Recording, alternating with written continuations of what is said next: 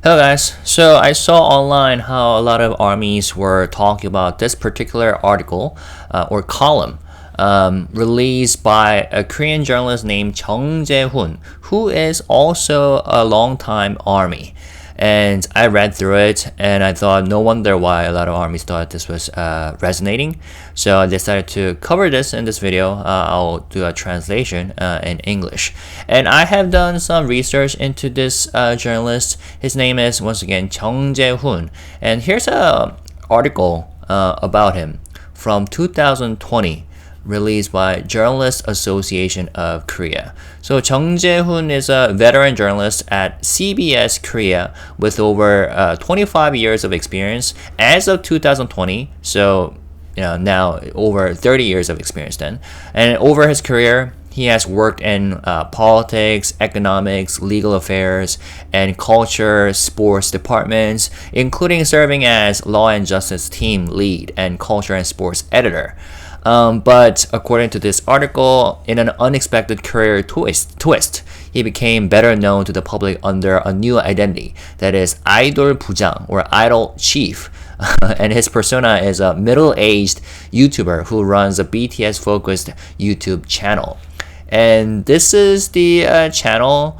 And here's the description. Hi, I am Idol Chief. You can regard me as Chief covering Korean Idol, Dolai, Korean word for crazy guy or whatever. I was caught being a fanatic and discharged from the head of department, but no problem. From now on, I feel free to be a die-hard fan of K-Wave. I'm a guy in 50s. It's my first time, so I'm clumsy. I need your help and support. Thank you very much. Interesting. Okay. And it seems like he is no longer uploading new videos here, but rather he's doing his own thing under a YouTube channel called 돌다방TV.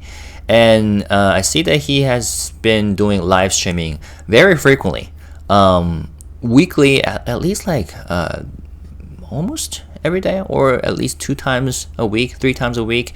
And he even went to Jae-hoon concerts, and he's super active. And especially, last year when BTS and HYBE artists were going through some interesting times, he also actively covered the latest updates, just like I was doing. So, what else? And in early 2019, after stepping down from his editorial role, Jae-hoon felt a sudden urge to try YouTube. His first taste came back in 2018 when he appeared on a CBS YouTube segment to talk about Bohemian Rhapsody, thanks to his love for Queen. And that experience planted a seed. And later, inspired by his passion for BTS, he decided to launch a channel fully dedicated to the group. And before starting, he spent 2 months researching ARMY, serving what kind of content fans wanted. He even made a PowerPoint pitch to persuade CBS executives to support the channel.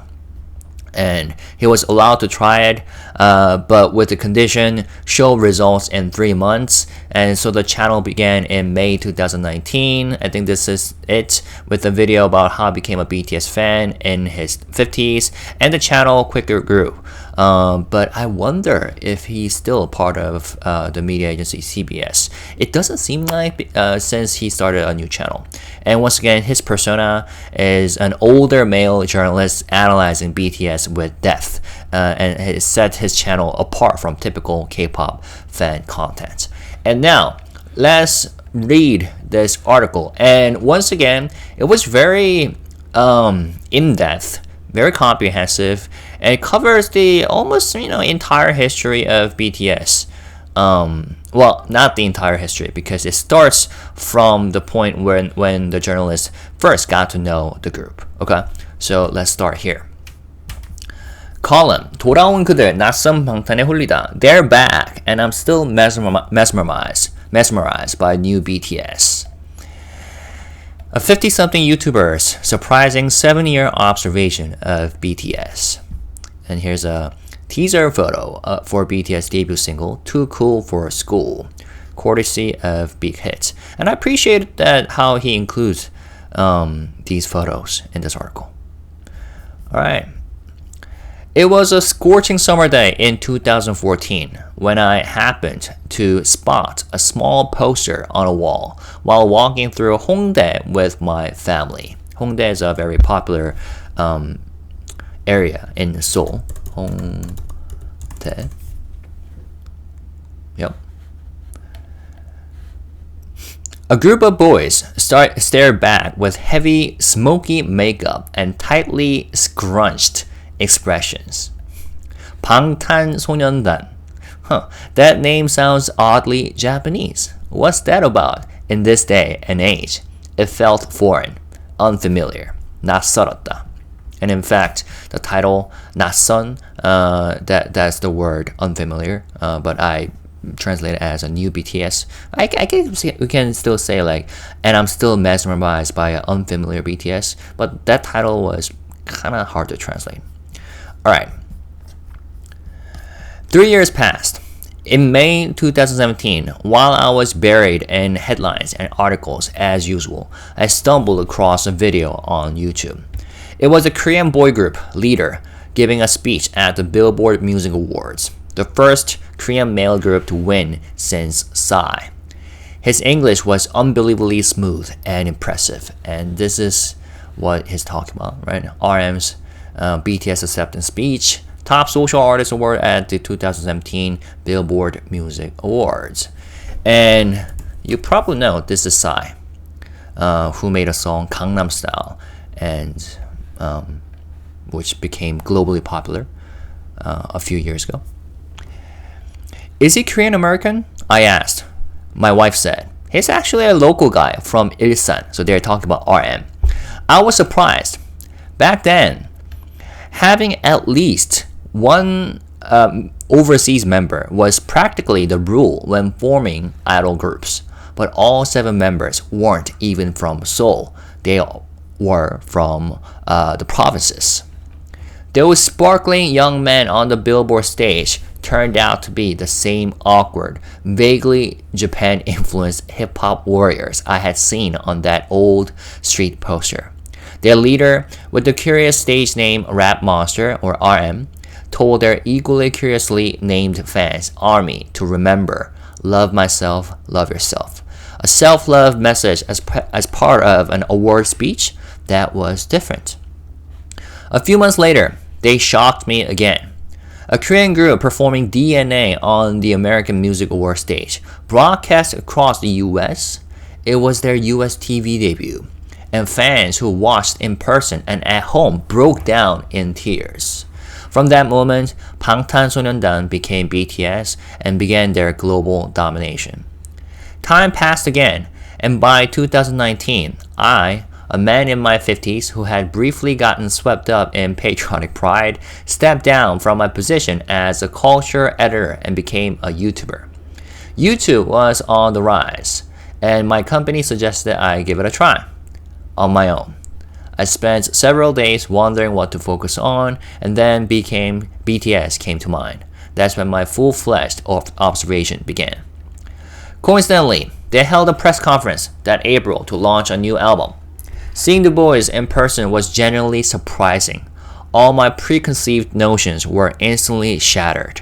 The way they approached music, their values around life and society, their compassion for people.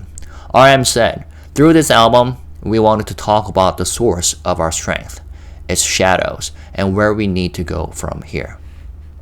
Are they really just idols? I kept asking myself as I stepped outside. Somehow, over 100 armies had already gathered outside. I carefully pulled out my camera, expecting them to avoid it, but instead, they asked me to take pictures. We want more people to know about BTS, they said. Fans from at least 15 countries, just the ones I could confirm, answered the age-old question, why do you love BTS? Their reply, BTS saved us. That day, I ended up taking group photos with the dozen armies just because I was a journalist from BTS' home country, and I was blown away again. And this section is called Fighting Prejudice, Rising to the Top of the World. 편견과 차별에 맞서다. 세계의 정점에 서다. BTS appeared on The Late Show with Stephen Colbert, a popular late-night talk show on CBS. And here, this is it. Just a month later, oh yeah, this is the photo from the show, courtesy of Big Hit. Just a month later, BTS was invited to The Late Show with Stephen Colbert on CBS. The BBC called them the Beatles of the 21st century, and CBS staged their performance in black and white, just like the Beatles' legendary 1964 debut at the Ed Sullivan Theater in New York. Okay, that's pretty cool.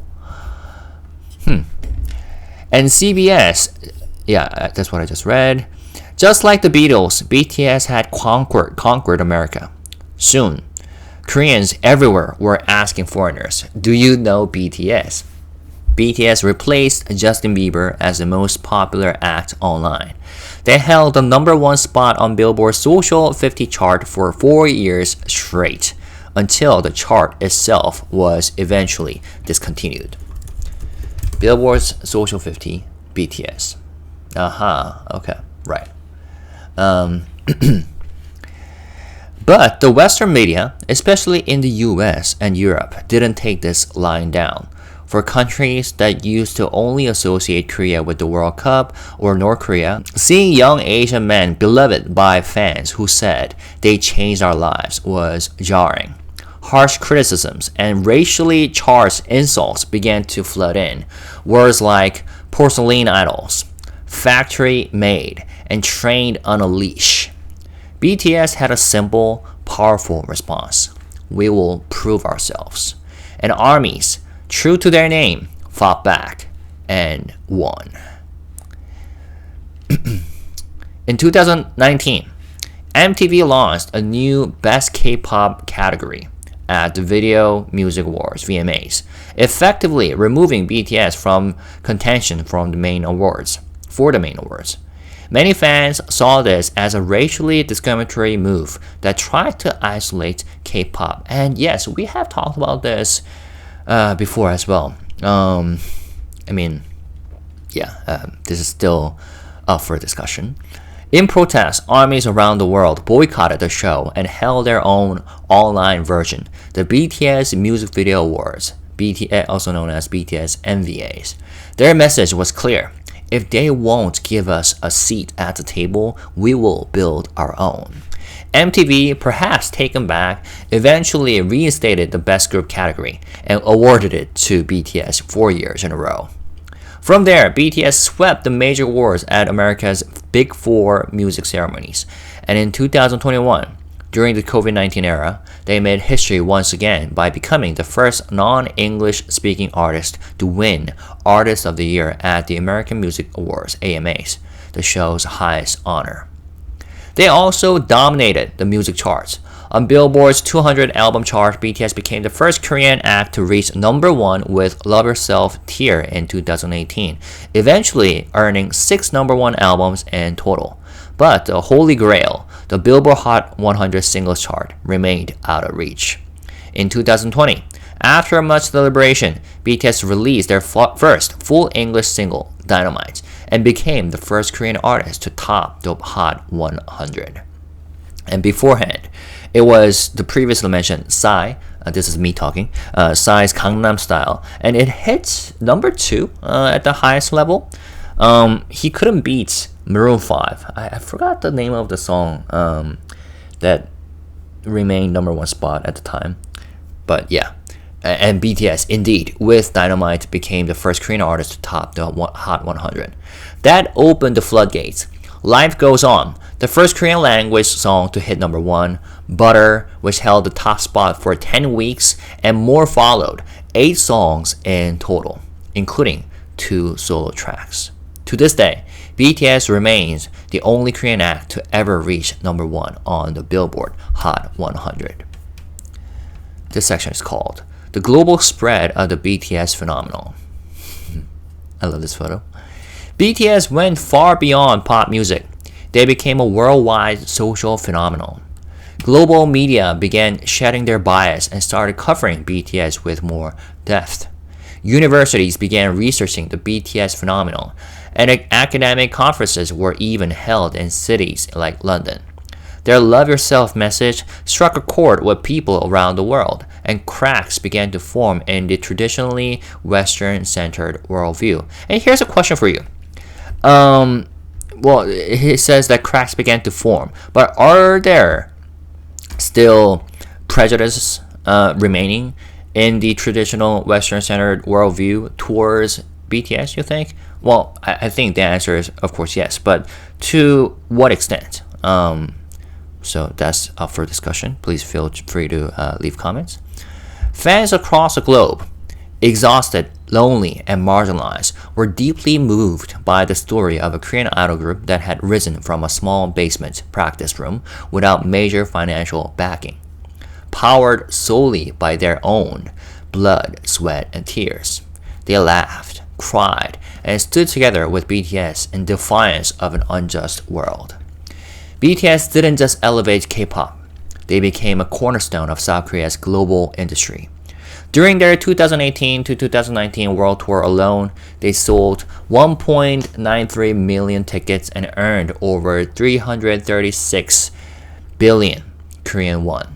According to the Bank of Korea, BTS generates an estimated 6.8 trillion won, which is approximately 5 billion US dollars per year in economic impact through album sales, merchandise, concerts, and tourism. Their presence brings in 800,000 foreign visitors annually and boosts exports by 1.5 trillion won. Just one concert in Seoul can generate over 1 trillion won. Is jaw-dropping. Actually, I saw an article last week, how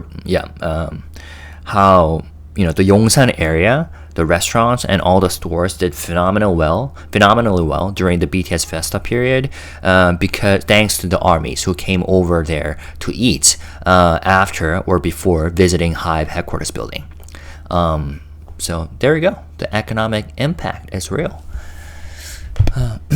Now, in late 2022, BTS began their mandatory military service, starting with Jin. But even then, they didn't waste a moment. They kept releasing solo albums, hitting #1 on Billboard's Hot 100, and going on world tours right up until enlistment. Incredibly, they even pre-produced albums and broadcast content to be released during their time away. An almost unbelievable plan to stay connected with fans during the so-called military hiatus. And then the next section is called 키가 크면 그림자도 길다. The taller you stand, the longer the shadow. And then here comes the year 2024 that we all experienced. In August last year, a Korean TV network aired what it claimed was CCTV footage of SUGA under the influence, but the footage was later confirmed to have nothing to do with him. The broadcaster deleted the video and issued a formal apology. And that was the description of this photo. We all know what this is about, right? The infamous JTBC CCTV footage. With BTS temporarily stepping away from the spotlight, their label, HYBE, became embroiled in a power struggle with former Adore CEO Minnie-jin.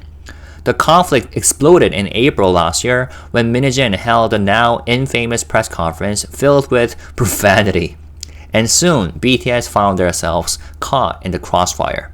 Then came the alleged SUGA DUI scandal, and anti-BTS groups, along with Minnie-jin supporters, launched a barrage of attacks. What I saw felt eerie, reminiscent of the early days, when BTS was still rising, and faceless violence and hate spread across Twitter and online communities under the cover of anonymity.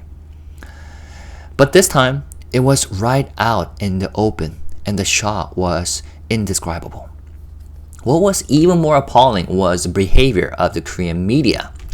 As news consumption shifted from print and broadcast to digital, had they all become click-hungry hyenas? The journalist asked.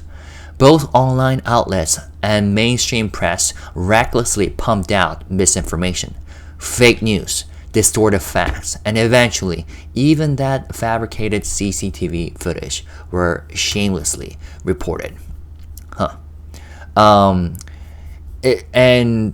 Fabricated, is that the right way to say it? It wasn't fabricated, but the JTBC, without like cross-checking or fact-checking, just randomly, picked a random CCTV footage of just a random guy riding like a motorcycle or something, and say that this is SUGA, everybody. Man, JTBC, when will armies forgive you? Ever? That's me talking, sorry. It wasn't this article. Back to the article. Where had journalistic ethics gone? Okay, I love how Mr. Chung, who I'm not sure if he's still serving as a journalist, because this is just a column. And so I love how he asked this question.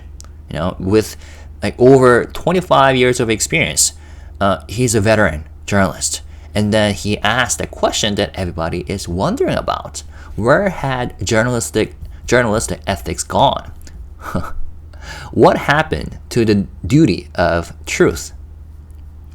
The media landscape in Korea was overtaken by manipulation and sensationalism. There was no reporting, no fact-checking, just a ruthless obsession with tearing SUGA down. Even after he apologized multiple times, publicly expressed remorse, and stood at the photo line, the so-called righteous Korean press showed no mercy. Some even went so far as to say he belonged on a guillotine. Armies were outraged. Fueled by frustration, they began fact-checking themselves and spreading the truth in place of the media. Eventually, the footage was officially debunked, and the broadcaster retracted and apologized. And here, Mr. Chung doesn't name the broadcaster, but it's JTBC. We all know about it. But the damage was deep and lasting. Next section. 그들의 선한 영향력, the power of their good influence. And here's SUGA. SUGA volunteering in music therapy sessions for children with autism spectrum disorder. Capture from Severance Hospital's YouTube channel. And then something remarkable happened. So fast forward to today, right? And then something remarkable happened. On the 21st, SUGA officially completed his military service. Unlike the other members, he had only shared a handwritten letter of apology with fans. Some media outlets continued to criticize him. It wasn't handwritten letters. It was a reverse message, right? Some media outlets continued to criticize him, saying things like he never really reflected, or he pretended to lay low, but didn't. Armies, already anxious, were brought to tears by the news that broke just 2 days later. SUGA had donated 5 billion won, about 3.6 million USD, to Severance Hospital to support children with autism. He also announced plans to establish the Yoongi Treatment Center in his name to continue helping long term. For several months, he had been volunteering at the hospital on weekends, teaching children how to play musical instruments and assisting in therapy sessions. He even worked with medical staff to develop new music therapy programs. The children, unaware that he was a member of BTS, simply called him Mr. Min or Teacher Min, Min 선생님. SUGA chose to walk the path of a philanthropist, music, earlier than he had. SUGA chose to walk the path of a philanthropist much earlier than he had planned, enduring society's relentless backlash. In the past, he had shared that he wanted to become a certified psychological counselor one day to help teens going through mental health struggles like he once did. He didn't just say the words, he acted on them. And in response, armies followed his lead and began donating to Severance Hospital. On just one day, June 24th, over 2 billion won was raised. And as you know, as I said yesterday, as of June 26th, now that amount exceeded 3 billion won, which is incredible. The phrase positive influence, 선한 영향력, has been around for a while, but it truly entered the mainstream thanks to BTS.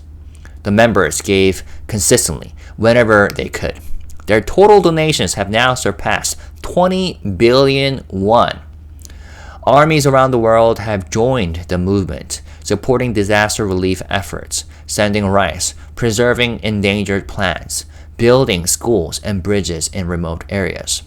Inspired by RM's love of art and cultural heritage, fans also go on museum tours and buy artworks. RM has even expressed his dream of opening a museum to share his private collection with the public. Korea's art community has publicly thanked him. And yeah, that's what we talked about when we discussed RM's interview or talk at the Basel event, right? In collaboration with Samsung RTV. In June 2022, BTS visited the White House at the invitation of US President Joe Biden to discuss anti-Asian hate crimes. They have also worked with UNICEF on the Love Myself campaign and given powerful speeches at the UN. Once again, I found myself asking, are they really just an idol group? And then here he quotes, "The desert we feared turned into a sea, filled with our blood, sweat, and tears. After witnessing 7 years of things I never imagined I would see, this man approaching 60 has finally accepted it. I've been completely captivated by this strange, otherworldly BTS, broadcasting on a frequency all their own." And here literally is frequency 52, referring to Whalian 52, the song by BTS, right? The whale, that if you know the song, you know the background, right? The legendary whale with a distinct frequency. And yeah, the song is from 화양연화 Part 2. Alright, I love this article. And then this is how people responded by writing comments. 너무 공감 가는 기사입니다. 슈가는 50억 기부와 음악적 재능 기부를 통해 또 리더 RM은 대부분의 수입으로 수집한 미술 작품들의 비영리적 공개 관람을 통해 대중으로부터 받은 사랑을 사회에 환원한 거라고 생각합니다. 이들을 진심으로 응원합니다. This article really resonates with me. I believe SUGA's 5 billion won donation and his volunteer work in music therapy, along with RM's decision to publicly share his art collection, most of which he purchased using his personal earnings, are ways of giving back the love they have received from the public. I truly support them with all my heart. I found myself tearing up as I read this. You can really feel BTS' entire journey. I have no doubt that they will continue to grow and be a positive force in the world. This is a truly outstanding piece, something only Idol Chief could write. The path BTS has walked was so difficult, it brings me to tears, and I'm deeply moved by how they have consistently responded to hardship with kindness. I think it's only possible for them to keep going if they have a supportive fandom like ARMY and fair media coverage by reporters like you. I hope we can all protect this treasure. 보물, treasure. You have captured the emotions and realizations that come from following BTS ARMY for years with a calm but deeply sincere perspective. This column goes beyond simple fan admiration.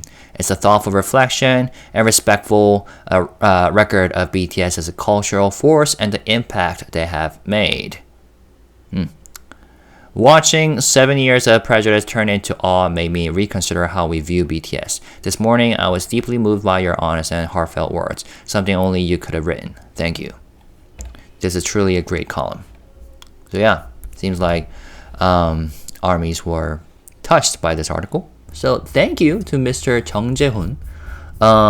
It's a very comprehensive, packed article. Kind of feels like a mini version of the book that I've been reading, the BTS history book. Oh, I should make videos about that again. I haven't been doing that for a while. Anyways, so thank you, Mr. Chung. We could see how much love and appreciation he has towards BTS and armies, as he himself is an army. I should check out his live streaming. He only posts so he doesn't post regular videos, but only does live streaming, and he only does it in Korean, and it seems like he does outdoor stuff too. Oh wow. He even went to BTS Festa, J-Hope's concert. I wonder if he's attending Jin's concert today. And yeah, he criticized Korean media recently. How some Korean articles were written in criticism of SUGA, despite the fact that SUGA donated. Or rather, not directly criticizing, but rather written in a way that attracts haters. You know what I'm saying? Those people who say that, oh, SUGA only did this to, quote unquote, fix his image or whatever. So yeah, I hope he continues to speak up as a journalist himself. But yeah, let me know what you thought about this article, and if there's which part of the article most resonated with you, and if there's any gap, feel free to fill in. And then what else?